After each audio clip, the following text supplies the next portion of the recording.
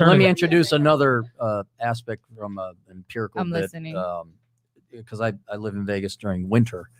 And I have several friends, and some of which I'm like, oh, where'd you meet? And like, on the internet. I'm like, oh, what do you do?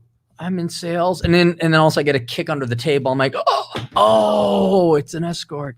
And what not only my friends have told me, the guys who are hiring these young ladies, but then also I have two clients who are, one is a former prostitute, one is a current prostitute in Vegas. The number one thing is not the sex. It is what's called the girlfriend experience. Yeah, there you go. And as rough and tumble and stoic as men may put themselves off to be, there still is this emotional component that they have, and they would like to actually be with women long term, inevitably, and all that kind of stuff. And yeah, the sex, you can rub one out and be done with it. But and I haven't done any economic analysis to tell if this is empirically But true, he will. But I will someday when I'm paid a lot of money.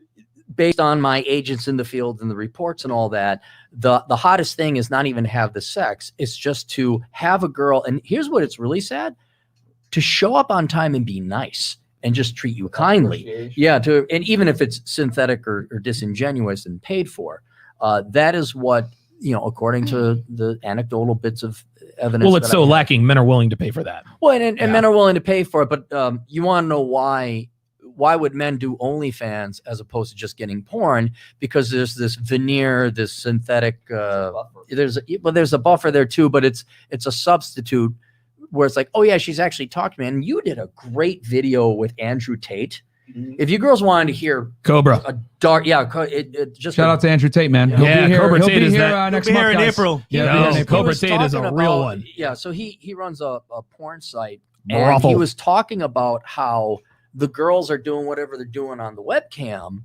but there are 4 guys sometimes that are tweeting and texting her fans, and they say, okay, lean over and act like you're texting something like that, because they are paying for the interaction. TNA has been free since 98, 99? Yeah, since the internet. 1898. Okay, well anyway, but you say, why is it? Because men actually are human.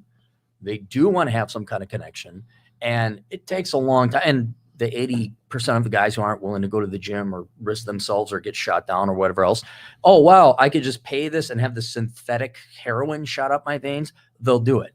And so that's kind of why you have that disparity, or like, well, why is it porn? Because they're two separate products essentially.